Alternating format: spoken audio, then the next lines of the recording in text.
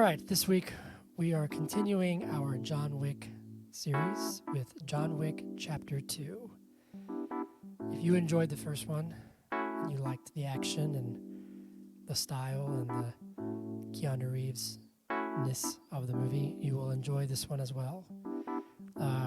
We dive deeper into the world of assassins in a film that explores the question of, can you ever really escape your past? And if you can, at what cost? At what cost? At what cost is the question. But perhaps more prominent than that is a question which I will pose to you, Hunter Callahan. Please, Zach Olson, tell me. The question that is, but is John Wick Chapter 2 good? We should have a discussion about that. In fact, let's record this, put it on the internet.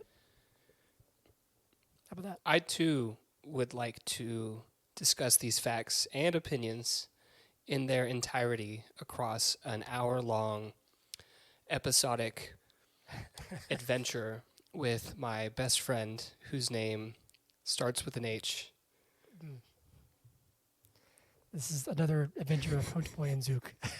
Is it Zook or Zooch? Anyway, let's just get into it. But is it good podcast? Yeah.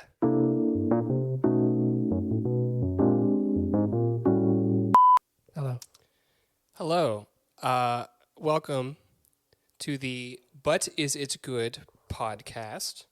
I am your host, Zook or Zooch. Zook, and I'm your host, Huntboy. Huntboy, yes. I'm your host, Hunter Callahan, and with me, as always, is my esteemed co-host, Zachariah Olson. You know, my father legitimately wanted to name me Zachariah, and my mom vetoed it. And you should just like go to the courthouse. So if she would give me her blessing, then I would, because Zachariah is a badass name. Think about it. Why do you need her blessing?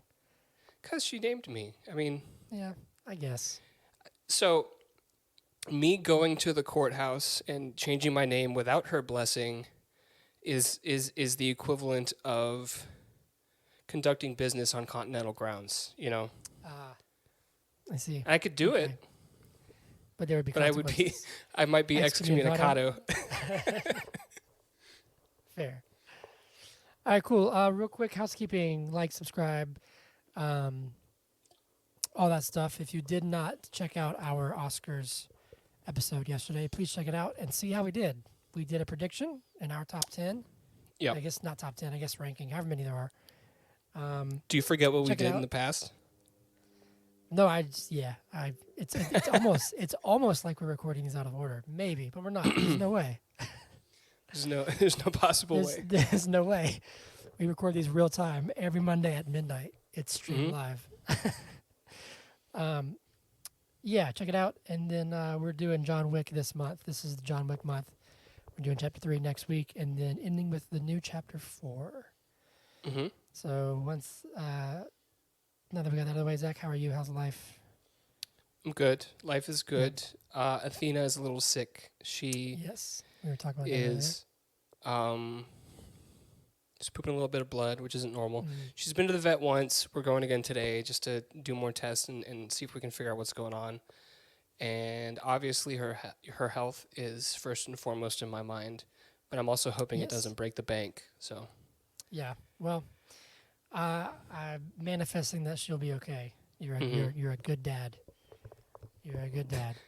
Thanks. How's Hollis? I hope he's not pooping blood. Hollis is snoozing. You can see he's right here. He's got the monitor. He's conked out. Okay. He's big, man. It's weird. It's getting very surreal where he's like, well, you know, because he can communicate with us now, and I'm like, you're a little person, man. Have a mind of your own. Mm-hmm. But he's good. We went to the park earlier today, and he ran around. And is he like fully using like mouth sounds to communicate, or is he still doing like sign language stuff, or like a mix? Both. Okay. So he's got some words down pat. Now he'll do this to be like, can I get picked up? And you'll pick him up. Sure. And he'll point and he'll go. So he'll command you, like, go. Like he's saying he wants to go. Get the fuck out of the room. Is what he's saying. He'll say, down. So he'll get down. He'll say, please. Which Sweet. he used to do the sign language. Now he's saying peace. Passy, he'll be a pass. So he can't quite say the full words. Although some words, his best word is he'll say yeah. And he goes, yeah. Yeah. And what's funny is that now he's gotten ew.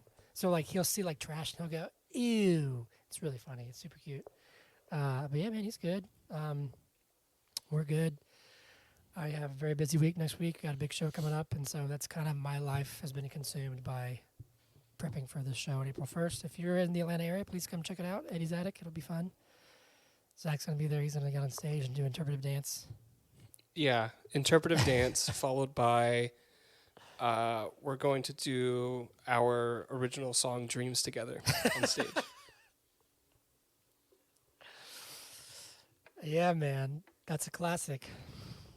It's the #1 hit. People just don't. It's gonna be the encore, so everyone's gonna be waiting for you to come back up, and you're gonna come back up, and it's gonna be me, and then we're just gonna play that, and everyone's gonna be like, Yep. what on earth? Yeah, what am I watching? Anyway, cool. I'm ready to dive right in if you are. I am. Do you have your pool next to you and at a diving board? So last week, funny story. When I went to dive in it turns out it's only like 3 inches tall, and I completely destroyed it. So there was water everywhere. I don't have the pool with me, but I can dive in the pool in spirit. The spoiler pool is what we're talking about. Pool. Okay, well, real quick, Zach, you first. You've seen this before. You can do on your rewatch of the movie. How was it for you? No spoilers. Damn it! I swear to God, if you say a spoiler, I'm gonna leave this podcast. Okay. So aside from John Wick reuniting with his birth parents, that's it. I'm out. I'll see you later. does not happen. So this is actually John Wick. These movies will just pop up on like network TV every now and then, and you know how like you, Hunter, if The Dark Knight is on network TV and you don't have anything going on, you're gonna watch it, right? Watch it. Yes. Yeah. Or like maybe even Man of Steel, you would watch that, right? Okay. Yeah. Sure. So anytime I see John Wick on and there's not like something else I actively want to watch, I'm going to watch. So I saw part 2 on network TV less than a month ago, and then I watched it again in its theatrical cut. And there are some small differences, but they. Sorry, I needed to belch. Belch? Yes. They do basically just less gore on the network cut. But to me, it makes a big difference because it really sort of undersells how much effort went into... The film is very unrealistic in certain ways in terms of its like story and plot. And I think that we'll talk about that. And I don't think those things are bad for the film at all. I think they're awesome. But realistic in terms of the physics and just like the action sequences, I think are highly realistic. And so the network cut some of that out, which is frustrating. I love this film. Honestly, I do. I think it expands on what was already a brilliant standalone film. So we were talking last week, the first film ends and you're like, this could be it. This could be the final... we don't need another movie, right? In contrast, and I hope you don't leave the podcast, but when this one ends, it's clear that there's going to be a third movie. Yeah. It's very apparent. But I think it does a wonderful job of building upon the lore of the Continental and this the table of crime syndicates who rule over the world essentially. I'm also convinced that this in the Wickiverse, if you will, every single person is an assassin. Everybody. There's no non-criminals in the world. You can't convince me otherwise. There's also no children. I don't think there's been a single child in either of the two movies that we've seen on screen. I think you're right, so actually. I think that what happens is there's these vats that they grow adults in, and they pull them out, and they're just assassins, and they give them a job. You work Could you for. imagine if that's like confirmed in chapter 4? You work for the Birdman. You work for the Italians. Gotcha. You know, and it just Anyways, all that I jest. I'm being playful. Yes. I love the film. It's your turn. Yeah, I really enjoyed it. I don't know if I liked it as much as the first one. I liked it a lot. And there's a few things where I was like, really? Where it just sort of it was getting a little far-fetched for me, which we'll talk about. Oh, really? Yes. More so than it already was. Okay. But I really enjoyed. I'm not using my. Let me get my charger real fast. So unprofessional. My Mac has let me know that I have low battery. I enjoyed. There's aspect of this film where there's parts where it's more one-on-one. There's like an adversary that he kind of has a thing with for a while, and I really enjoyed that. Again, Cassian? I really what Cassian? Cassian, yeah. I really enjoyed, again, as the same as the first movie, the moments where it shows these really interesting rules that they have to kind of live in. Yeah.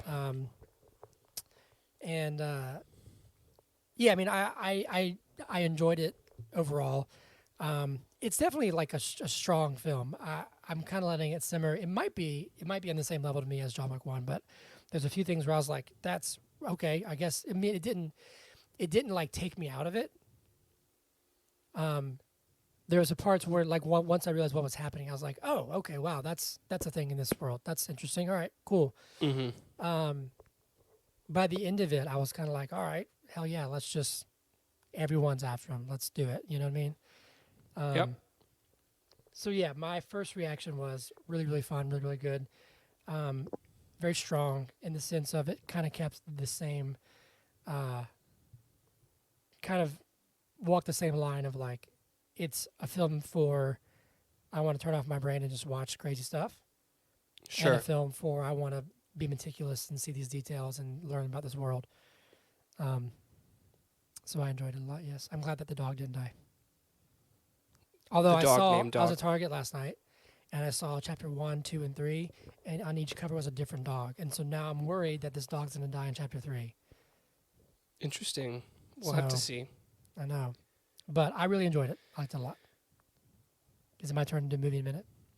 It is, yeah. So, and we'll talk about the film, and it's okay for you to have wrong opinions about it being over the top. Okay. Because, it's okay for you to be wrong in this instance. But, yeah, it's time for you to do movie in a minute where you recap the movie, and then I'm going to pick it apart, because if you get one detail wrong, I'm going to blame that, you not paying attention, as the reason that this didn't blow you out of the water. Well, okay. All right. We'll discuss that. I'm not saying it was bad. I think it was very good. Oh, okay. Yeah. I just ruined the episode. Oh, okay. Yeah. All right. Okay. Okay. My God. Do you want to count me in? Yeah, I can count you in. Do you have a timer ready? Yeah. Can you give me like a little jingle real fast? Just a quick little second or two. Ding-a-ling-a-ling. Okay. That works. Sure. Oh, you meant like a song? You wanted me to sing? I want you to sing a song. That's what we do. It's dun dun dun dun dun dun dun dun dun movie in a minute. Dun dun dun dun dun dun dun dun movie dun dun dun dun dun dun dun in a minute. That's like the theme for the John Wick movies. Amazing. Did you hear it? I love it. I got it. I got the reference. Thank you. All right, count me in. 3, 2, 1, go. All right, it's John Wick. He's back. He's looking for his car. He goes and gets his car from some guy. I think it's the guy's brother, whatever. Except this time he's like, peace. They cheers. He's like, I'm done. I want my car. He gets it back. His friend Aurelio could fix it, by Christmas of 2030. Anyway, he's chilling with his dog. This dude, he's Italian, I forgot his name, comes in and he's like, here's a marker. And John's like, don't do this. And he's like, I don't care. Here's a marker. John says no. So the guy blows up his house. So then John's like, oh, shit, I have to go do this marker. So when he does the marker, he's out. Anyway, the guy says, go kill my sister. She's on the high table of this giant assassin network. So he goes and finds her. in the Vatican. She's like, nope, psych, kills herself. And then her bodyguard, Cassian, Common, is all pissed off. So they have a thing. Anyway, the guy is free, so he's coming. I mean, John Wick's free, so he's coming for the guy who gave him the marker. So every assassin's after him, kills everybody. He finds the guy, kills him in the hotel. Now he's excommunicado, or whatever it's called. I lost it there at the end. Okay. I mean, there was a lot of narrative building at the beginning, but I think that follows the trajectory of the film because, it's spot on. The movie essentially, in terms of plot, is I want my car back because it reminds me of my deceased wife. Yes. Santino D'Antonio comes. That's he his wants name. me to kill his sister so that he can be part of the High Table because she's part of the High Table and John Wick owes him a favor, right? He kills her or she because that's how he got out in the first place, right? Right, exactly. So the marker that Santino D'Antonio gave him is how he retired initially. John Wick kills his sister, but then there's a loose end because Santino doesn't want people to know that he used the marker to do that, even though everyone knows. I think, right? Or maybe he just wants the appearance of like, I had to avenge the death of my sister, like blah, blah, blah, blah, blah. I think he even says that. I think he's like, did you think I wasn't going to avenge the murder of my sister? So that gets Which us was up to the funny. that gets us up to the halfway point in the movie, and then the second half of the movie is just him going back to New York and shooting him in the head, right? So Yeah. there's a lot of Yes. action in there, but like that's the plot of the movie. So anyways, continue. It was funny is that and this is not really like a plot hole, but I remember when he had that call and he's like, would you think I wasn't going to avenge the... He just No, hangs it's not up on that. him. He says like, I have to have, I can't have the appearance of not willing to avenge the death of my sister. And he does hang up on him. But I also thought, if you take 5 minutes and look at her body, her wrists are slit. Right. You know what I mean? Like, yes, he does like puts a bullet in her head. He shoots her. But assassins can do stuff like that. Like, have you ever played a video game where you're like an assassin and it's I like played Assassin's Creed. Okay. Well, Assassin's Creed is a little bit different, but there are games where like you are literally an assassin. You just have like a mark. And you just like go in there and like do the job. And you complete the mission if you kill them, but you get extra credit if you make it look like either they did it themselves or it was a mistake, right? Like like an accident, right? Gotcha. So that doesn't necessarily mean that he Fair. didn't do it, Okay. right? Cool. But yeah. So how do you want to? I'm trying to think. How do you want to? Well, no, I was Because gonna it's say your something. episode. I forgot what I was going to say. I don't remember. Oh, well. But I quite enjoyed. Do you want to just jump into things that like I was kind of iffy on and just discuss those first? Sure. If you want me to explain the universe and answer any questions that you have so that you love this film as much as it deserves to be loved. The biggest one for me, and I think it's probably pretty obvious as to what it is I was like, hold on. Does his suit block bullets? Yeah, it does. No, I get that. I saw the part where he's like, it's got armor. But like, really? Would it actually block a bullet? It would stop penetration, but if you watch that scene and if you listen to dude He's talk, like holding it up. right? You know what I'm saying? Like, I was like, would that really happen? Well, I mean, we do have like I body understand armor that that's we super have- thin that does stop the penetration of bullets. That thin though? Now, huh? Maybe I'm wrong. It just seemed like I was like, wow, that's Now- convenient. It felt convenient. It is convenient, but keep in mind these are like the highest tier of assassins. So it's assumed that they have the highest level of technology, Yeah. and fair. not anybody can go to that tailor and get a suit that is bulletproof. So like, whereas like we have body armor, right? You could go to one of those like army surplus shops and buy yourself like a vest. Yeah. Right? Like a Kevlar vest or something. And it would stop some stuff, but it's not going to stop everything. This is not that. This is not meant to be equated to that. This is like James Bond level technology, right? Mm-hmm. So is it hard to believe that this would be possible? Like theoretically, is it hard to believe that it's possible? I guess not. I think seeing it in action, I was like, whoa, okay, hold on. All right. I guess that's. And like, while I it was stops thinking, like, penetration, okay, yeah. I mean, he go. does say it's going to hurt like hell. He does say that. right?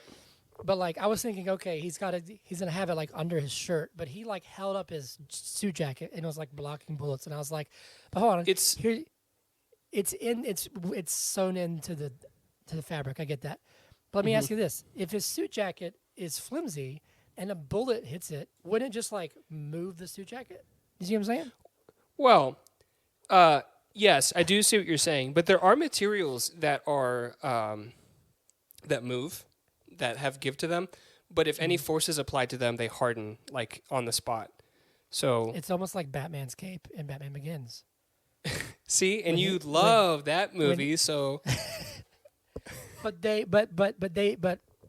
Lucius But- Fox demonstrates it where he like sends a current through his cape, remember, and like it hardens. I don't know. Sure. I think what it was is that it was, yes, it's mentioned in the sense of like, oh, it's intertwined with this so and so armor, and then it's moved on. It's mentioned, yes, but then I think actually seeing it, I was like, wait a second, what's happening? Because he gets shot. Like I think he got shot like 4 or 5 times. He gets shot more than that, but like he gets shot and just gets knocked down. I was like, oh, okay, he has his suit on. That's fine. Like, but then I saw him Yeah. hold up his suit jacket, and I was like, what? Was he Batman? Which, I guess that's cool. If he was- it doesn't break the world. And Mm. when I got it, I was like, okay, all right, I guess, sure, all right, why not? okay. Let's Okay. do it. I bet you if you gave me $25 and a Sunday afternoon, I could make you a suit that blocked bullets like that. Okay, what are you doing tomorrow? Taking your $25 and going to buy ice cream, because if you give me $25 for that, you're an idiot. You're gonna buy $25 worth of ice cream. Where are you gonna go? I got a Dairy Queen. I'm gonna get like two blizzards. One of them just a normal blizzard with like the peanut butter cups. I don't think they call it Reese's anymore. I think it's just peanut butter cups. It is, yeah. And then one's gonna be like the blizzard that has like the butthole of stuff in it. You know what I'm talking about? It's got like What? filling. It's got like filling in it. No, I've never seen that. You Yes, never can I seen the have blizzards? blizzard with the butthole of stuff in it, please? There's one that's like a peanut butter. I think it's called a Royal Blizzard, and it's got like a tube of filling in it. So there's one that's got peanut butter in the middle, and there's one that's That got actually like sounds delicious. strawberry cheesecake in the middle. They're very rich, but they're very, very tasty. And then I would get one of those sad brownie sundaes that they have now because they got rid of the good one. Dude, I'm so bummed. This is fine. I'm glad that this is in there. I used to, and it's funny because like, I think I mentioned before in this podcast that I sometimes just want some crappy donuts. Like I go to Dunkin'. You know what I'm saying? Yeah. Like there's a few places. I'm trying to think of like where I've been recently. You know there's what's a new the place in- best when What? you're in the mood for just like something shitty like that? Not shitty, but like unhealthy. Yeah, what? The hot sign at Krispy Kreme at like that's amazing. 1:30 I in love the some- morning in I love Atlanta. some hot Krispy Kreme donuts. You know, like Highland that used to be not Highland. Heirloom that used to be down the street that burned Oh, down yeah. here. For They had sure. amazing donuts.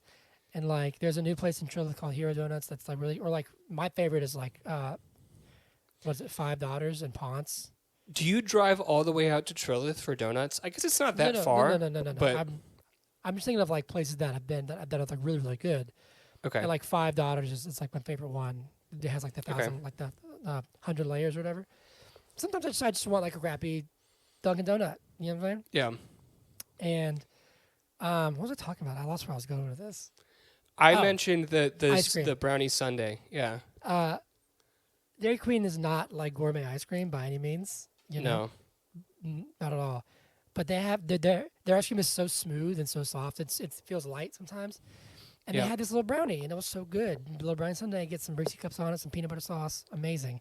And now they're damn like they have like the triple chocolate cup or some shit, and it's just like the brownie ratio is way off. There's too much brownie, all right. And then the brownie is like super firm, and I don't want to have to like chisel my way through a brownie.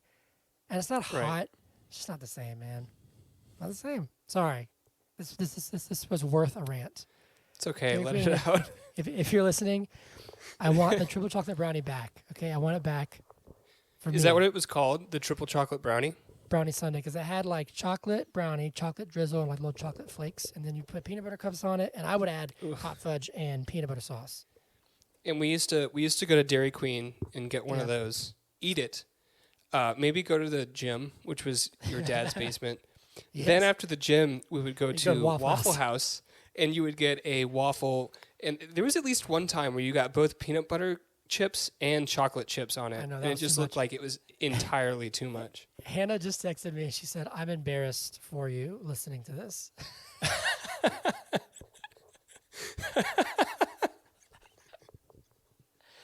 I will say, let it be known, the peanut butter chocolate waffle was too much. Was too much. Okay. Too much. Peanut butters? Peanut butter chips? Amazing. Peanut butters? Peanut butters. Can I have 3 peanut butters, please? Gotta get those peanut butters. You got Jif, Skippy, Peanut butter. and Peanut butter and chocolate on a Waffle House is too much. It was too rich. I couldn't finish it. yeah, Now I probably have a heart attack. right. Anyway, the movie. To me, the strongest part of this film was the Cassian battle throughout. I really enjoyed that. And I did, believe it or not, I did like the world building. Hold on, it's texting me again. So, while you're just having a casual conversation with your wife during our recording, which is fine, it's fine. I'll ask you. It's more believable because this is the less believable part, in my opinion. It's more believable that Cassian and John Wick can be shooting at each other, just up the and down, and neither of them hit a headshot. That's more believable than body armor that blocks bullets. Those moments where I was like, especially Cassian, because he's looking down on him. He should be able to hit him in the head. Well, I was thinking too. I was like, there would be some collateral damage here, and when the fountain goes up and they shoot into the fountain, that bullet's gonna go straight somewhere. So I do get that, but also there's a couple of things in this movie because you mentioned this last week, and I when I was watching this, I started thinking about it. Your theory of everyone's an assassin. You have the violin performer and random people on park benches and everybody, literally everyone. Right. Well, there's evidence evidence for and against it. Okay. For, in my opinion, well, yes, there's people when he puts out the whatever it's called, the blast of, hey, there's this contract on John Wick's head, and then the strongest one in my opinion is the very, very end, where everybody stops. I don't know his name, but it's the manager, right, of the hotel. Winston. Continental. Winston. That was really interesting. That was really cool, and that's a very, very strong evidence to what you're saying. Yeah. But in this instance, maybe this is evidence for and against it, because I was they're walking through the train station, pointing up, just silently shooting. One, why do they have to hide their guns then if everyone's an assassin? Two, because there's rules, Hunter. Two, I feel like people would react to be like, we live in a society. All right, Joker. I feel like people would react and realize, oh, there's a fight going on. Let's either finish this ourselves and shoot them, or they'd move. Or, hold on a second, I'm going to go against myself now. Maybe is the etiquette to be just let them do it. Yeah, think about evidence towards just let them do it, right? Think about when they are John Wick he finally gets back to New York and he's walking in the museum and everyone recognizes that it's John Wick, right? But rather than just shoot him in the head, they all step aside and let him and Santino have a moment. Did you notice that? Yes. And then when John Wick just starts offing people in the the museum lobby, then they all start shooting back. And I guess there are people that run away, but here's something that you can chew on. And I know I'm going off on a rant within a rant now. But when Cassian sees John Wick in Italy, he says, "Are you working tonight?" So to me, that tells me if John Wick had said, no, I'm not working, then Cassian wouldn't have attacked him, right? So allegedly, you have all these assassins at this Italian party who aren't working. And so why would they pull out their gun and just start like shooting people if they're not working, right? Yeah. If they're not working that night. Yeah. I mean, that's all very interesting. I had a point I was making, I forgot it. What's interesting to me, no. Actually, I was going to go off on something else. I want to continue this line of thinking. Yes. I want to continue this line of thinking. Okay. Are you saying for me to go? Yeah. Okay. I guess more evidence to like maybe they're all assassins, but there's rules. There's like an etiquette, which there is obviously, but I'm saying like, does it go this? Is it this expansive? It's at the very, very end when when there's another blast saying like he's excommunicado and like the high table's after him, whatever. He gets an hour, right? Winston and there's says people looking at their 1 hour. phones. Yes, and they like let him go because I guess they're like, oh, I can't do it for another hour. Right. So I guess that's true. That was interesting. I mean, I don't know. I think it was interesting to see. Okay, well then if everyone's an assassin, did they just, not everybody wanted to try and kill John Wick? Is that why not everybody reacted? Well, everyone who's tried has either ended up dead or with a knife in their aorta. I wouldn't try. So do you think Cassian survives? We'll have to see, right? It's assumed that he is the only person to go head to head with John Wick and survive, at least momentarily. Mm-hmm. Although because of a professional courtesy. Right. Although at the beginning, when he is trying to make peace with the dude's brother, Vigo's brother, Abram, he doesn't kill any of those people. I don't know if you noticed that, but he just pretty much incapacitates them. He doesn't shoot anybody in the head. Like he's like taking people out martial arts style, and then the big guy comes in and he's like, "Fuck that!" So he shoots his kneecaps, but he doesn't kill any of them. So they live, but he was also trying to make peace. So that makes sense, right? True, he did say. But my assumption is that Cassian survives that encounter. Yeah, that's fascinating. Anyway, because think about. Sorry, I know. No, you're fine. I gave a space like we could move on, but think about Lawrence Fishburne's character, the Bowery King, who does not have a name outside of the Bowery King that we know of. He shows his scar and he says, "I was given a choice: either take my hand off my neck and shoot you in the back, or keep it there and live." Yeah. So, I guess it's a question of what choice Cassian made, because John Wick gives him a similar choice, right? Mm-hmm. He just walks away. But the fact that John Wick didn't get shot in the back of the head or stabbed or anything makes you think that Cassian decided to just stay there and keep the knife in his aorta until one of the assassin medics, who is probably 15 feet away, could get to him and administer aid, right? Yeah. That's just a fascinating. You see what I'm saying? Yes. Yeah, no, yeah. That makes sense to me, and I kind of had the feeling that he survived as well. But I keep coming back to this idea that everybody's an assassin. Like, it's just wild. It's crazy enough to work in this universe.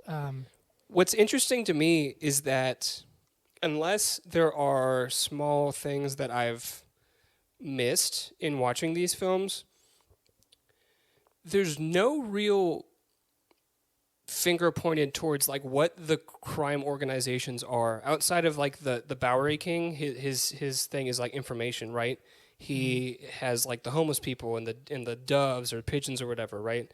And so I'm sure he's made his living off of providing and gathering information, but I haven't seen any like drugs or anything like that, you know. So like how are these people building their empires, right?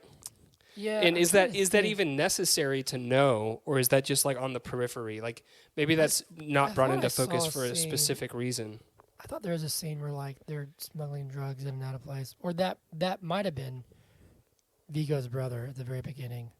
At the very beginning, is he? Yeah, See, I thought he was just like moving a bunch of money and cars around, which I maybe, guess like maybe. stealing cars and like repurposing them would be a He's thing. running like a chop But shop or whatever. were there drugs involved? I can't remember. I thought I saw something, but it might have just been money, like boxes Okay. of money or something like that. Yeah, it's interesting. Like I wish we kind of knew more about what he did when he was retired, or like what his Mhm. wife did, because we see his wife in the hospital. We assume his My wife assumption wasn't is an that she was assassin. sick. No, I know that, but I'm saying like it's not all just like it's not all assassin medics. You know what I'm saying? Like there's Hmm. normal doctors. Are they assassins? You know what I'm saying? Or they all, was his Maybe. wife? Was his so? How could he ever retire if everybody's an assassin? Do they know everyone's an assassin? You don't have to be working to be an assassin. You can be a retired assassin. Assassins still need like a resort out in Malibu, but you can bet your sweet ass if someone comes through Malibu that has an open contract on their head, the fucking bus boy, the chick out by the pool, everyone's going to be shooting them in the head because they're all assassins, right? Yeah. Okay. All right. Yeah. I mean, sure, I'll buy in. I guess. But no, I will say I really did. I mean, the action in this one again is fantastic. There's some really really creative kills, Hmm. really interesting kills, especially when he had the shotgun. That's where I was like, "Good God, man!"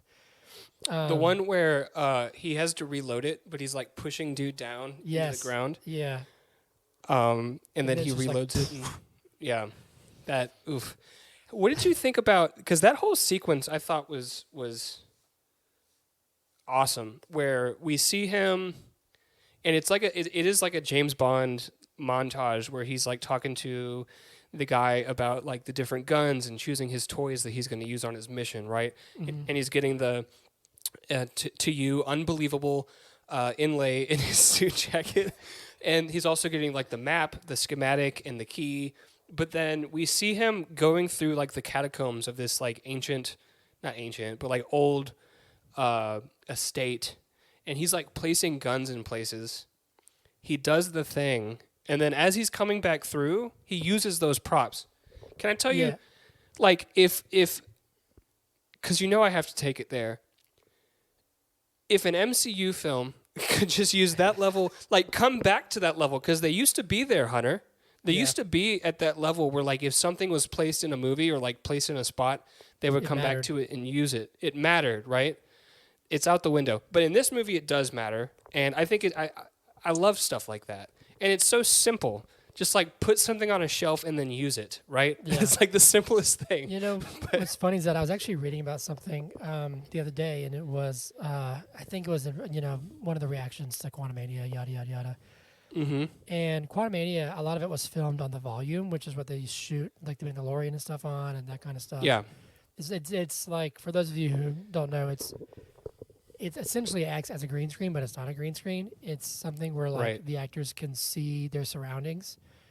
It's like this giant crazy screen. It's like wall to wall. It looks seamless, and it gives the actors a better foundation to react to their environment. Yada yada yada. Sure. But I read something where it was like, I think it was when Michael Douglas like put his hands in the goo to like fly the plane, Yeah. and it was like he probably just put his hands out and they just like CGI'd it, and it was like, make him put his hands in some goo. Yeah. Something where it was like, if you go back and watch older MCU movies, and it's like I'm curious to kind of see how this works now, because now I'm like wondering. And it was like, in the newer ones, watch how little you see the actors hold stuff, like actually hold things. And it's saying like they used to be practical, or more like, I've kind of gone up on a tangent now, but No, go there. like in the sense of like, well, that wouldn't happen in a new movie, in a new MCU film, because they don't really have the props anyway. And I'm understand? sure that's also harder on the actors because they're having to react to imaginary things, Yeah. Like they're having to just like, oh, that would be awful to just be in this like giant LCD screen room and Yeah. just be like doing your thing versus in the earlier days when you were actually like face to face with Red Skull or Well, it's you funny know because in Iron Man 1, his suit is real. It's not right. practical in the sense of like he's not going to fly around and move around very much, but like Sure. a lot of it is he wore something, and then even through like Avengers and that kind of stuff, he wore like the torso of it. Mm-hmm. So it's at least something there. And then you see clips of Tom Holland on set, and he's wearing a mocap suit for his suit. Right. I don't know. So it's something to be said, like not just the detail in the screenwriting of saying like we're going to plant these things and then we're going to pay them off and use them, but the fact that again one of the big things of this movie is that he's really doing it, and it's actually kind of Reeves too. It's choreographed and it's meticulous and it's realistic. I was watching like the whole super long fight scene of him and Cassian were like falling down the stairs and blah blah blah blah blah. Yeah. And I was like, and there are a lot of long takes. Right. So now it's not all one shot, but it's like there are quite pretty substantial takes. Within though there are shots that extend longer than or like close to a minute, right? That are like one shot where the camera does not cut, and so that's just crazy, right? Yeah, and it's like it's going back to like these actors had to know every move every time. Yeah. There's some film, I think it was like one of the Bourne movies, which I've heard are quite good. I've never actually seen them, so this isn't a They're knock. good. This is not a knock on those movies. You can make a good movie and still have this technique, but there's one scene where like he busts into this house and he's fighting 10 guys at once, and it's like cut. I mean, it's like every second there's a cut, and that's very common. I mean, one of the best examples. This is a shitty film, but like Morbius. The last fight, you can't see anything. You can't see what's going on, So and that's you can- intentional. You can mask it and be like, "Oh, they're just fighting," Mm-hmm. but it's elevated when you get these sort of. That's why I enjoyed Shang-Chi a bit more, is because there was a lot more practical, like the whole scene in the garden where like it's the mom and the dad, or like the Mandarin guy, they're on wires. You can see it. It's meant to look like it's practical.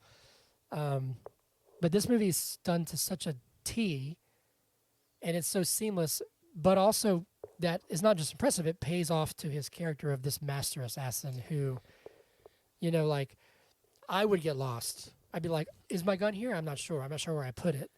But because who John Wick is, it's much more exciting to be like, oh, that's sick. He just knows where it is. Perfect.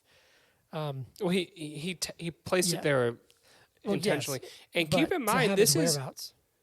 At this point, we're in 2017 when this was released. So it was probably filmed. Oh, it was filmed in 2015. So I feel like That's crazy. Marvel was already going that way with the mocap suits and everything, right? Yeah. By that time, would you agree? Yeah, I mean, because you had gone, you started having characters like Ant-Man and the Quantum Realm and blah, blah, blah, blah. Right. And then you started getting, I think we got Infinity War in, 17? And then Endgame was 19. And by that time, you have mocap stuff. Yeah. I think. Anyways. Anyway. All that to say, or not all that to say, moving on, I do want to talk about, I was talking about how the TV cut certain things out. Something that's super interesting to me, two things that it cut out in that like first half of the movie, or like in Italy. One, they cut out, what is her name? It's Santoni's sister. Oh, Gianna. Gianna. So they cut out... That's the mark. Like, she's very pivotal. Yeah, they cut out Gianna, like, cutting her own arms, which I guess makes sense, but it's like he's talking to her, and she, like, undresses, and you see, like, just her silhouette, and then she's just, like, in the pool with blood, and he's like, why? It's like, hold on, like, what the hell? What happened? Yeah, but then the second thing that they cut out, which I also feel like is pretty pivotal, you see... what's the mute girl? Her name is... I don't know her name, but she's at the end. Ares. Her name is Ares. That's interesting. So Ares, when she's in the like catacombs and she says like there's one loose end, that's cut out. So you see her and he says "Hey" or something like that, and then they just start shooting at him. And it's Is it like because she it's does the middle finger? maybe. Because I think he says like loose ends, and she says just one, and like she gives the middle finger. Yeah. So like maybe they're like, no, that's not allowed. It's not allowed. But on they could have TV. just cut that out. I feel like just having the line of like there's one loose end to explain Yeah. why they are trying to kill him now after, Yeah. 15 minutes earlier, which I guess it's not that hard to put together, but it does seem like an interesting omission. Yeah. Um, I did have one more kind of Mhm. qualm with this. Qualm it. And it's not a huge deal. It did get a little tiresome for me. Is that I just feel like, how do I word this? It feels like some of the dialogue is just kind of dumb. Okay, that's something that I brought up in the first film where he says he killed that from me. Yeah, and that one I Uh, can get, but like just kind of the context and the delivery. And I'm trying Sure. to think of an example. It just sort of felt like, okay, sure, like no one talks like that, but whatever. Do you know where I agree with you, and do you know where it came out the most for me? What? Was with Lawrence Fishburne's character, the Bowery King. Some of the things that he says just don't really roll off the tongue, I guess. Yeah, I was reading subtitles to keep up, I think. Okay. It just, there was like, at the end when he's like, you tell them, all of them, whoever comes to me, I'll kill them. I'll kill them all. The way it was delivered, I was like, that was strange to me. Didn't really. That's John Okay. Wick. John Wick's a strange dude. Was it the Yeah, way it was fair. delivered or the I think writing? it was both. It was both. Like, I'm used to Keanu Reeves' sort of like acting style, if you will. I know it's very much him.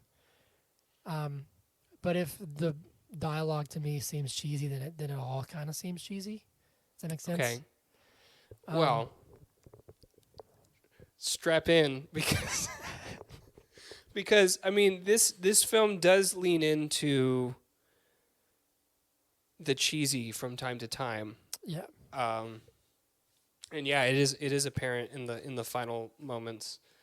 And I think it's like it's mainly like to me that I know we keep quoting like comic movie stuff, but there's a line at the end of Man of Steel that I think is absolutely horrible. And it's not Okay. just the way it's written, but it's the way it's delivered too. And it's when Zod is like, "I'm gonna burn everything to the ground. I'm gonna kill everybody. You blah blah blah blah blah. I have to be blah blah. He's gonna murder everybody." And Superman says, "You're a monster, Zod, and I'm gonna stop you." And it's like a cheesy line, and then like how it's delivered, I was like, that didn't land. That was super clunky and super awkward. And there's some lines in this that felt like that to me. Sure. I don't know, but then like I think it's when they're trying to be super serious or super like menacing, where it's just sort of like, like when he's when they're him and Cassie are going at it and they're almost killing each other, and then they're forced to go to the bar and sit there and Yeah. like have a drink. Those moments didn't feel strange. They're like, oh, okay, like he's that feels a bit more natural in this context. Or like in the first one where he's like, oh hey Harry, like those kind of lines. That sort of cut the tension. Humor worked well, Mhm. but when he was trying to be super menacing of like, I'll kill them all, I was like, that just, I don't know, it didn't work for me. Some of it does. It worked for me. Well, I'm glad for you. I'm really glad for you. Yeah. I'm really really happy for you, actually, Zach. I'm so happy glad. for me as well, because whereas some people live their life just it's got to suck so bad to just be a hater all the time and to just Is that what I am? dislike things actively. I'm able to enjoy John Wick, and so I watch it and I feel joy. Whereas some people will watch it and be like, "That didn't really work. That didn't really work. I'm gonna go get some donuts from this bougie place. Hey, they're good donuts. Zach, I'm gonna go. it takes a hater to know a hater. Let's pause this and go to Trilith. Hey, babe, you wanna go to Trilith? Trillith's cool, man. It's a cool little town. Not really a town, neighborhood. Mm-hmm. For those of you who don't know, Trilith is Trilith Studios in Atlanta, and it is where they film a bunch of stuff like the Avengers and Marvel stuff and a bunch of blockbusters. And there's a little town across the street from it, and it's really pretty cool. That's a good donut shop. Donut shop. Anyway, really in a really, really good sushi place. It's called Sensu. Awesome. Next time you're down here, you should go. Anyway, what else you got? We're close to an hour, so we can start wrapping up. I want to talk I really about. did like it. I did like it, by the way. I want to ask you specifically about seeing Keanu Reeves and Lawrence Fishburne on screen together again. So I want to get your thoughts on that. I thought it was really fun. One, I love Lawrence Fishburne. So seeing them together was really cool, and I liked the like how they introduced each other, where he was like his back was turned, and he turns around. It felt very like Morbius. Is it Morbius? What's his name? Is that his name? I think it's Morpheus, right? Not with a B. So it felt like Morbius, huh? I was like, no, Morbius is the terrible movie. And I was like, do they have the same name? It's Morpheus. That's so funny. Oh, my goodness. Yeah, no, I really enjoyed them. I thought that was a lot of fun. I personally like that when that happens with actors. And I'm trying to think of what was said. Maybe like how the line of like, we've met before or whatever came across. It feels very tongue-in-cheek, sort of like... You may not remember, but we've met before. Yeah. Like when you were those younger. Those lines are really funny. I really enjoy that. Like, meanwhile, Lawrence Fishburne's character is essentially the leader of this giant network of just information, which feels Matrix-y, right? Because that's like what the Matrix is. It's just like this giant network of... Anyways, I thought it was cool. No, I can appreciate when movies are meta in the sense of like I would have thought it was really funny. Like let's go back to the MCU. Let's take the new DC stuff. If some actor, like if Ezra Miller stays on as the Flash, which I don't think is gonna happen, but if he does, and he meets the new Superman, if he was like, "You look familiar," like it'd be funny. It's like, "Oh, get it?" Because but that wouldn't look familiar because it'd be a different person. Like, I guess it actually. This is work, the opposite. Yeah, I'm saying if like, let me think. My first example was better. Bruce Banner in the MCU. If like Iron Man met, because Iron Man's in Hulk, people didn't know that, but he's in Hulk. And if he sees if when he met Bruce Banner, he's like, "Oh, you got a haircut." He's like, "Oh, it's funny." Change actors. It's a knee slapper. Wait, Iron Man was in Hulk? Yeah, he's in a post-credit scene. No one knows. Is he really? Yeah, he is. True story. Him and Thaddeus Ross, who's now going to be Harrison Ford. Anyway, I really enjoyed it. I thought it's cool to see them together again. And I love Lawrence Fishburne, so it was cool to see him in this. Cool. Do you have anything else to ask me, Zach? Let me think for a second. He's thinking for a second. 1 second. One thing that I want to talk about, just because I thought it was interesting. He's obsessed with his car, right? And just follow me on this train of thought because it's all me. This is not the movie. The movie might not be doing this. This might just be me, Hunter. This might just be machinations. My ticket has been punched. I'm on the train. Of my imagination, I'm right? in my carriage. Okay. The seatbelt is on. Here we go. I am all aboard. Here we go. We are departing in 3 seconds. Choo so choo. If you'll get okay, we're departed. Okay. So he's obsessed with his car in the first movie. Like that's like his baby, right? Mm-hmm. In this movie, he gets his car back, and then proceeds to just absolutely destroy it. Mm-hmm. Right. So at first, I'm thinking like, if this thing is so valuable to him, why would he do this, right? And then I started thinking, well, the car is a metaphor for like him and his like soul almost, right? Because the car contains within it memories of his deceased wife, which are very important to him. And yet he goes through these lengths to just like, because revenge, Hunter, revenge is just so like nothing gets in the way of it, right? And so he's willing to consumes you. Yes, and so he's willing to destroy his car in a way, and then he's going to take it to Aurelio. Sorry, yeah, Emilio. What? Emilio or is it Aurelio? That was Aurelio. Yeah, it's Aurelio. Yeah, it's not Emilio. Thank you. He takes it to Aurelio, and Aurelio's like, "Yeah, I can fix it by winter 2030." And I'm thinking, okay, but if so much damage has been done and it gets rebuilt, how much of the car is really left? Mm. But then I thought, how much of John Wick is really left if he's let Wow. this mission of revenge take him over? Amazing. I'm not actually going to drop my mic because it's kind of expensive, but I thought that was cool. I had that thought while I was watching the movie, and I was like, oh, wow, they might not be doing this. This might just be me, but wow. Yeah, because you're a genius. But also keep in mind that his car wasn't in the house, right?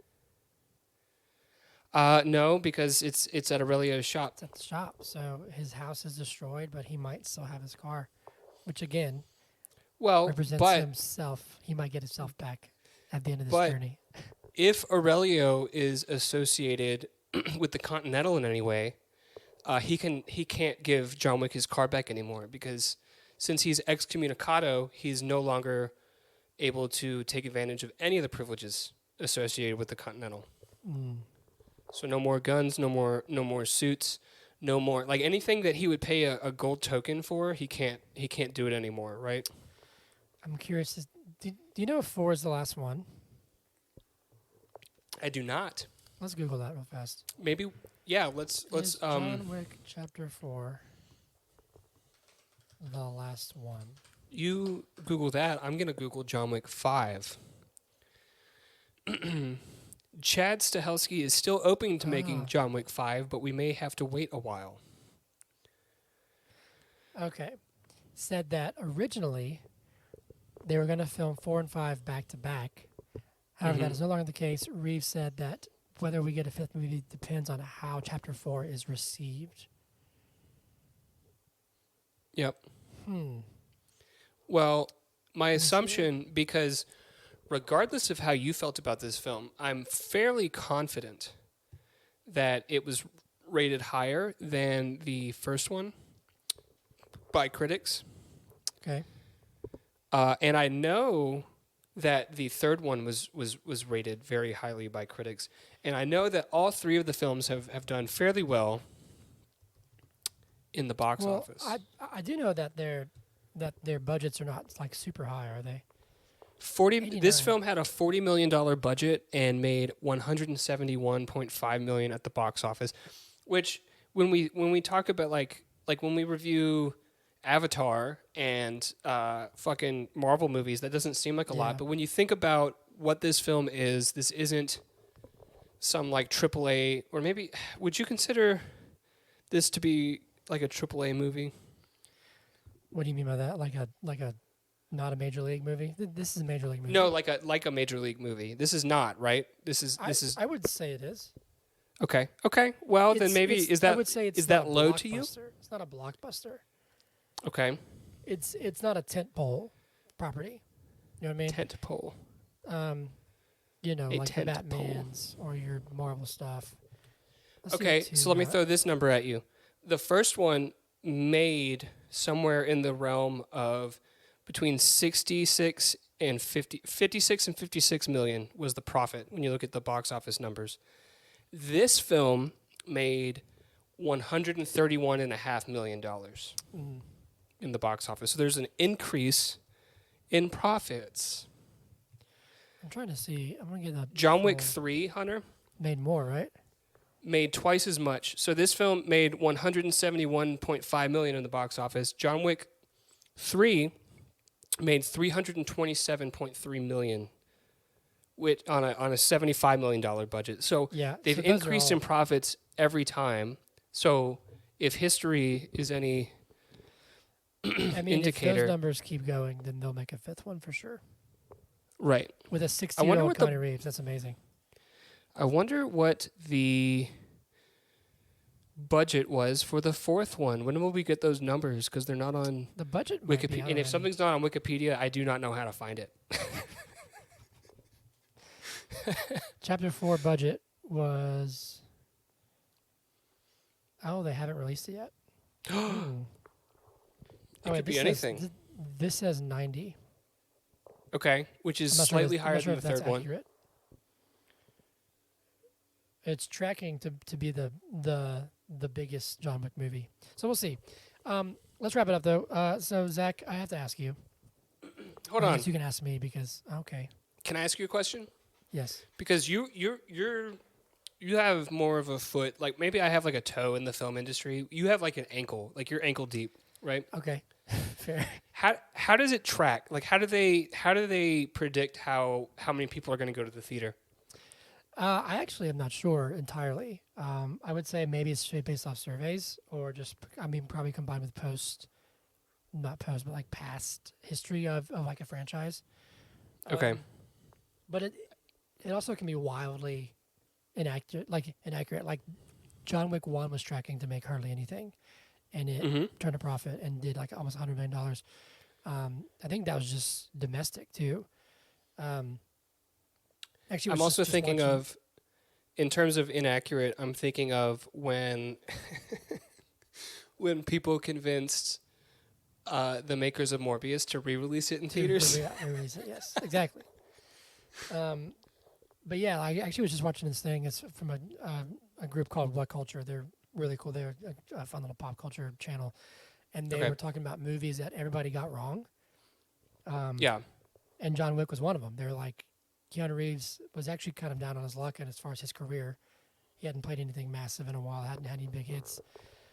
And here comes this like kind of no-name action film that seemed kind of like your standard, almost like a later Bruce Willis or Liam Neeson type movie where it's just like the same thing over and over again. No, John Wick is above. Hold on, but then it came out and people were like, "Oh my god, this is incredible," and it did really well. Yeah. So yeah, I'm not sure, but apparently it's tracking to have the biggest opening of the John Wick series. So we'll see. Good. But now I must ask you a question, unless you want to ask me, because I know what your answer is going to be. Yeah, I'll ask you, and then you can ask me. So, okay. Hunter Callahan, who may as well just change his address to Trilith, I would love is it's outside your budget. I would live there in a heartbeat, and I don't like living down here, but I would live there in a heartbeat. It is outside your budget. Quite a bit. Hunter Callahan. Yes. Is John Wick Chapter 2 good? It is very good, yes. Well, there you have it. Now ask me. Zach, is John Wick Chapter 2 good? Not only is it good, I think that the way that it builds on the foundation of the previous film, while giving a compelling reason for further films, elevates it above the first film. I think that we have a Shrek 2 situation here, where the sequel is a little bit better than the original that everybody loved. All right, there you have it. There you have it. Based on both answers, John Wick Chapter 2 is good. But that leads us to our favorite segment. Every movie sucks. Every movie sucks. Every movie sucks. Somebody hates the movie you love. Are you ready? Here's one. This is from LB Jeffries, half star. Basically, action movies suck, and this is Exhibit A. It's dumb, long, and pointless waste of time. Wrong. What if you just give reviews and I react to them? All right, that's fine. What about that? Here's one that's kind of long. Okay. But it seems interesting. This is Cheddin's. Half star. I truly wish I could give this film lower than a half a star. This abomination celebrates everything wrong with modern films and glorifies high-budget action scenes over a genuinely engaging plot and well-thought-out character arcs. I broke down in the cinema. I blamed myself for funding this monstrosity and knew they would continue to milk this cash cow dry. It's no surprise they've pumped out another with more on the way with no end in sight. I fear we'll never see the end. I genuinely believe if I was in a horrific car crash, my body mangled and my brain full-on potatoed, that I could still write a better script. I'm not even sure this had a script or whether Keanu was just freestyling one-liners on set between action shots. There's one scene which has haunted me to this day. It keeps me up at night. The train station scene. when they are casually shooting at each other with nobody noticing because they're being subtle. I can already hear the John Wick stand screaming, but they have silencers. You are the problem. I hate you. I just can't comprehend how brain dead you have to be to accept that. It concerns me for the state of the world, and I'm slowly losing faith in the species as a whole. Anyway, half a star will have to do. I hope anybody who likes this film has an awful day. Fuck you. Okay. Have you seen Parasite? I actually haven't. I've wanted to see it for like 2-3 years. Okay, it's a wonderful film. It's Yeah. it's It won great. Best Picture, right? It won Best Picture. I believe it was the first foreign film yeah. to win for Best Picture. Mhm. So the only other film that this person has reviewed is Parasite. I wanted to check their profile because they said high budget action film, where we just said that this film had a budget of 40 million, which Yeah. isn't very high, especially at that time with other films around it spending like way more than that, right? They said of Parasite, it's a good film. Literally the best film this decade, and if you disagree, you're a full-on racist. So this is the kind of opinions that this person has. Yeah, he doesn't. Is that seem like if you he's disagree open with to me, then, not only are you just not agreeing with my opinion, you are a horrible person. Yeah. So I disagree with Cheddins. So apparently I'm awful. Yeah, you're awful, but we knew that. Here's one more. This is kind of long, so let's see here.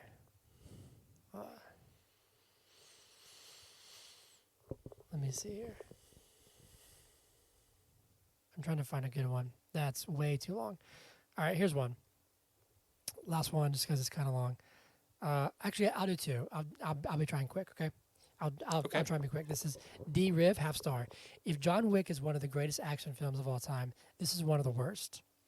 Take away what made the first one truly worth watching, namely caring why John wanted to kill, and what you're left with is 2 hours of masturbation to guns and violence.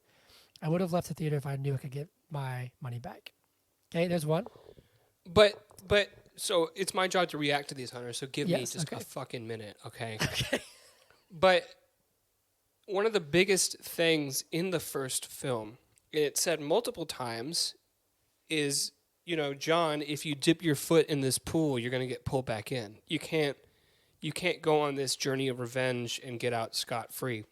Mm-hmm. So if you're a fan of the first film, you understand the motivation in the second film, that he's been pulled back in and he does not have a choice. Yes. Right? Yes. And that if you really distill it and you think about what Gianna D'Antonio says, she says, this woman who, basically signed my death certificate, was she worth it? That lets you know that everything that happens across all the John Wick movies come from the same spot in John Wick's heart, right? He understands that if he did that in film 1, film 2, 3, 4, and 5 are going to be made because of the consequences that came from that. So you're just wrong. This guy started out with some strong ones. His favorite films were Star Wars, Zodiac, Spotlight, which is great, Lord of the Rings. He recently gave Puss in Boots 5 stars, which I actually heard was quite good. He gave the Batman. I've heard it's phenomenal. I saw just like a small clip of Puss in Boots, and it looked amazing. So I want to watch it. Oh, okay. So I know exactly what kind of film goer this is. Ready? He gave the Batman half a star. Oh. Okay. He gave Batman v Superman, Dawn of Justice, 5 stars. So it's a DC fan. And I like BVS. It's Sounds like a Snyder fan. Which, hey, that's fine. That's fine. Has this person reviewed Sucker Punch? I want to know what they gave Sucker Punch. I don't know if I can. Can you search a person's reviews? Oh, I don't know. I don't Probably think you not. can. Anyway, I got one more. Let me go back and find it. I don't know, where is it? All right, here we go. This is from Veronica, half star, last one, because we're going kind of long. John Wick 2 manages to be even worse than its horrible original. In fact, it gives up pretending to have a story and being about something. Everything here is just style over substance. This is the antithesis of art. It prioritizes lights, music, and fighting over any coherent story. Therefore, the movie is so empty and hollow. The target audience for these movies seem to be 8 to 14-year-old kids who think this nonsense is cool. It's all so empty. There's no heart to this. As someone who likes movies, I felt sad watching this meaningless movie. It's for nothing. There's nothing in it. In this, scenes are recycled from the first, and the fighting is all just also samey. I don't know what that means. There's nothing distinguishable between them besides the set pieces accompanying them. Don't waste your time with this terrible franchise. Okay, you ready for my reaction? Yes. Replace franchise, scenes, fighting, and movie with music, and replace John Wick 2 with Harry Styles.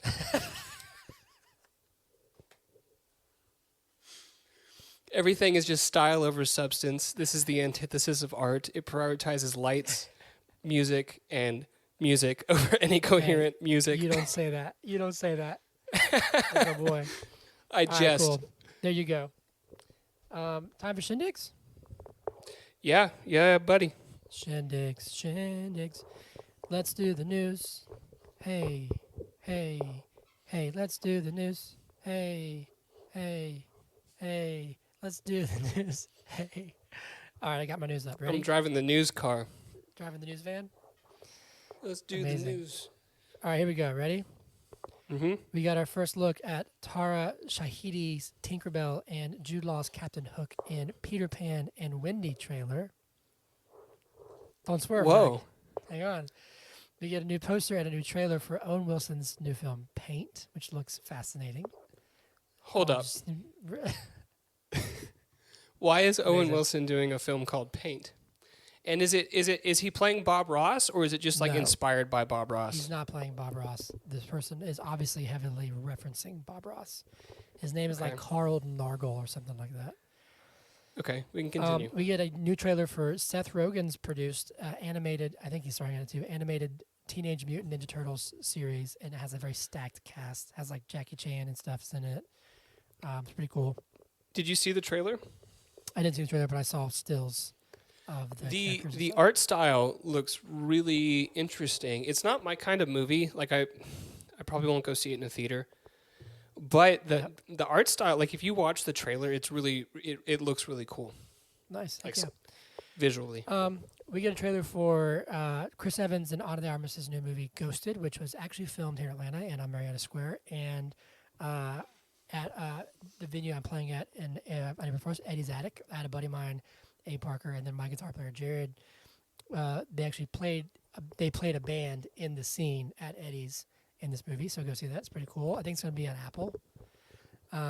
We have a live action. I'm late to this. I heard this a few weeks old, but I just heard it the other day. We're getting a live action How to Train Your Dragon movie, which will be interesting. The Batman 2 begins production in November. John Bernthal is returning as Punisher in Daredevil Born Again. He's going to become the mainline MCU's Punisher. He was on the Netflix movies. Mm-hmm. There's been a bunch of rumors that Henry Cavill was approached to play Frankenstein in the DC universe in the new Creature Commandos, whatever. James Gunn has debunked that and said he is not playing Frankenstein. We have talked with Henry about other roles, but not Frankenstein. Speaking of James Gunn and Superman, James Gunn is confirmed to direct Superman Legacy. So there's that. But they have not hired a casting director yet. They have not. Saw that on Twitter this morning, straight from James Gunn's mouth himself, or his thumbs. We'll see. Trailers for Jennifer Lawrence's new comedy, No Hard Feelings. Did you see that trailer? I did see that trailer. What'd you think? It looks quite funny, but also kind of looks formulaic. Who knows? I like her. She's a great actress. I've liked her since the Hunger Games days. Let's see here. What else we got? Patty Jenkins and Kevin Feige's Star Wars films have officially been shelved. Mm-hmm. But Taika Waititi's is moving forward, which is interesting. We'll see. First reactions to Shazam, 3 of the guides, are largely positive, saying it's a fun movie. Some of them are saying it's not some like groundbreaking new thing, but it's a really, really strong DC entry, which the first one was. So we'll see. We'll likely do that movie next month. The abandoned HBO animated series Caped Crusader, which is Batman, has been picked up for 2 seasons by Amazon. And the last one, the MCU is creating its first original superhero. It's a Native American woman. I forget what they're going to call her, but she is going to be in What If Season 2. Okay. And there's your news of the week. Well, boom. Look at Time that. for Zach's Brave Minute.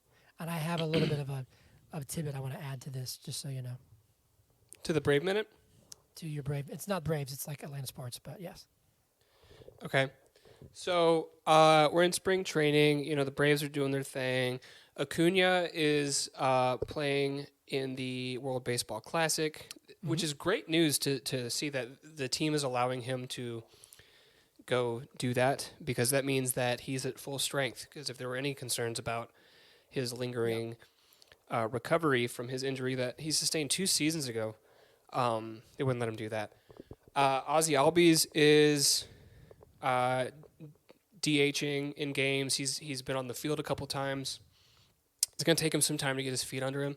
His batting average is super low, but not as low as the fuckboy Dansby Swanson with the Cubs, who I loved until he started shit-talking Atlanta Braves fans. Yeah, like, even if he left, like, that's whatever. Make that choice. You know, you get more money. You get to live in the same city as your wife. But now he's saying shit like Chicago Cubs fans are on a whole nother level than Atlanta fans. Whereas we have film of this motherfucker that like right after Freddie Freeman caught the final out to win the World Series, and he's saying, you know, the city of Atlanta, it's so great, blah, blah, blah, blah, blah. You know, we do it for the fans. We do it for the city. I'm in Atlanta for life. His clothing company is All Things Loyal, ATL. And he has ATL merch that's now on clearance because he doesn't live there anymore.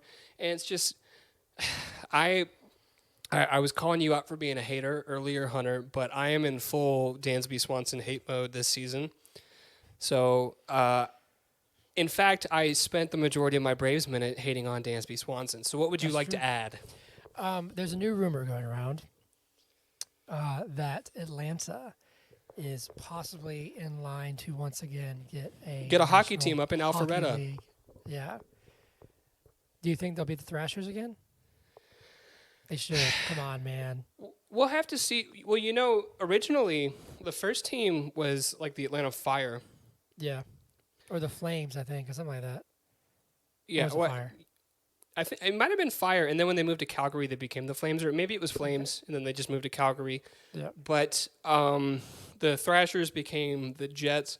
Let me tell you, if we become the Thrashers again, I have some old Thrashers jerseys that are signed by like stars that we had, like Ilya Who'd we have? Kovalchuk. Kovalchuk, that's what it is. Yeah. Ilya Kovalchuk was like this. Oh, he was so good. He was this phenom. For those of And you it who was- don't know, Zach used to play hockey. I played hockey for about 10 years. I have all Yes. kinds of signed merch. I can I go off on a small tangent? Yes. I remember I went to a hockey camp that was led by Bob Hartley, who was the coach of the Thrashers for years until the team moved, or maybe he left and then like a season later they sold the team just because it was going to shit. By the way, this is another case of cheap owners in Atlanta. So the whole reason why the team didn't work is because the owners didn't want to put in the money, and so we just didn't have we had a mediocre team, right? Yeah. So anyways, went to this hockey camp, and I have stomach issues, and I was sick. But they didn't have, like, an infirmary or anything. So they just, like, Bob Hartley was like, oh, he can just, like, take a nap in my office. So I'm taking a nap in his office, and he's in there, like, trading players. That's like, crazy. on the phone, like, making, or, like, talking with other teams about shit. And there were, like, 2 days, Hunter, where I was fine, but I was like, oh, my stomach kind of hurts. I just wanted to like listen to what was going on. I love it. It was crazy. Anyways, if we got the Thrashers back, that would be That'd be awesome. I don't know so if you ever there's- got a chance to go to a Thrashers game, Heck yeah, but dude. I used to go to a few. Yeah, the fire would shoot out. hockey is one of those sports that I don't think it's nearly as fun watching it on television as it is going to the game. Going to the game is this atmosphere. It's the same thing with like Atlanta United. Like I'll watch Atlanta United on TV, but going to an Atlanta United game is crazy. Like it's a lot of fun, nuts. you know. It's nuts. So- I got to be in the supporter section once, and I had like beer thrown on me. People going crazy. Were you with like all the people who weren't wearing shirts? Yes, I was all right in front of a yeah. guy. No, I was right behind a guy who didn't have a shirt. The dude had a hairy back, and I was like, bro. Anyway, no, there's a team. I think it's like the Lawrenceville Gorillas or like Silverbacks, whatever. They're like a minor league hockey team, and they had a Thrashers night where they wore Thrashers jerseys. And Chase and my dad went to see. So that'd be super sick. It'd be really cool to get them back. Yeah. Anyway, so that's a perfect Zach. That's so brave. Very brave of you. Thank you. It was very thrashing of you to add in Thank you. there. I'm in a thrashing mood. Okay, whiskey shots. Whiskey shots. I was gonna say something profound, but I couldn't think of anything. You know what I'm thinking about doing? So I want to get a tattoo of Hollis's name on my arm, and I really am considering getting Whiskey's paw print, just like somewhere small. Don't you still have? Were you at one point considering filling out a sleeve? Or like a I don't half know if I would sleeve? do so I kind of. I'm not sure why I'm doing this because no one can see this, but I have like a quarter sleeve. Almost. Three quarter. Yeah. I was thinking about going down to like here. Okay. So like just. And past would my you make elbow. them a part of that, or would you make them stand alone, like on the other arm or something? Well, I don't know. So Hollis's name I want to get like on my wrist, like here, Okay. and then Whiskey's paw I might just get somewhere that I can sort of tuck it in, because I don't like messy tattoos. I like for tattoos to kind of have one idea, that at least one visual idea. Does that make sense? Like my friend has like a sleeve, but it's like all disconnected. It's just a bunch of stuff, and I don't really care for that. But I don't know. I thought about getting it because I've still got the paper, because you have one too with her paw print on it. Yeah. I thought about getting it, but anyway, this is my usual Crown Apple. This is a bottle of Elijah Craig. Oh wow! Just chug the whole thing. I You're got gonna you. go to your bed appointment just drunk. Yeah. Yeah. No, don't do that. But to whiskey. To whiskey. Cheers.